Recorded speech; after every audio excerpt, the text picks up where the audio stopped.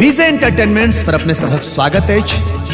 अखन उपस्थित छी दुर्गा पूजा के एकटा नव भजन लऽ कऽ, जाहिमे अपन आवाज देने छथि मिथिलांचलक प्रसिद्ध गायक विकास झा, संगीत सँ सजेने छथि जय तिवारी और गीत छनि अमरेश यादव जी के। आशा है जे विजय एंटरटेनमेंट्स के ई भगवती गीत अपने सबके बहुत नीक लागल। धन्यवाद।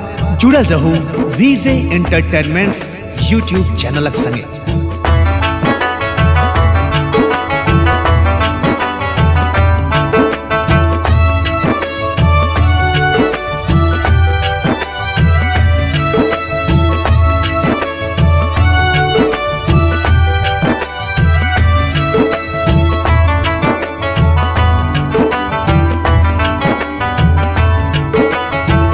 नव दुर्गा सातों बहन के चरण के पूजब, घर में कलश हम बैसब है, घर में कलश हम बैसब है। नव दुर्गा सातों बहन के चरण के पूजब, घर में कलश हम बैसब है, घरे में कलश हम बैसब है।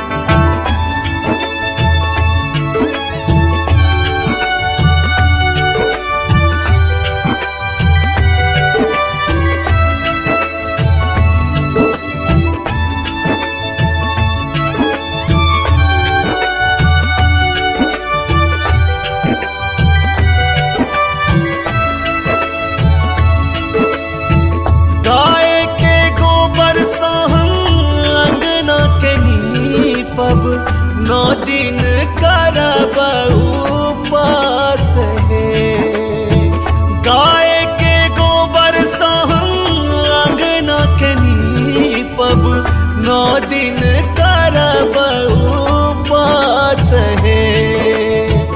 गंगा जमुनवा सा जल भरी लायब, गंगा जमुनवा सा जल भरी लायब, मैया के चरण पखारब है, मैया के चरण पखारब है।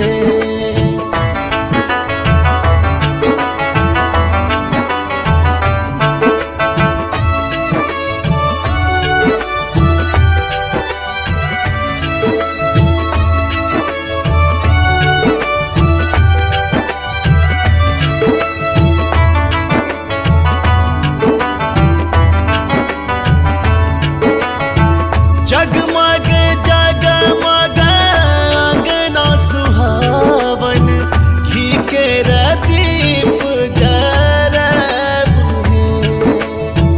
जगमग जगमग अंगना सुहावन, घी के दीप जरब है। अरहुल फूल के माला, घियर कपूर के बाती, अरहुल फूल के माला, घियर कपूर के बाती, मैया के आरती उतारब है, मैया के आरती उतारब है।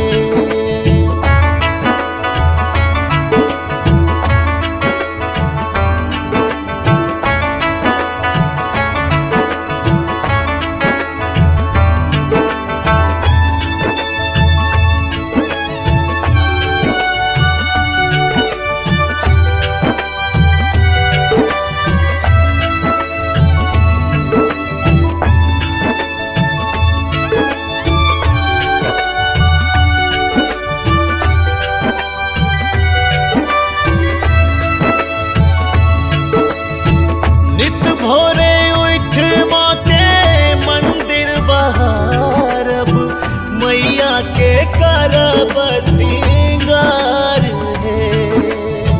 नित भोरे उठ माँ के मंदिर बहारब, श्रृंगार है।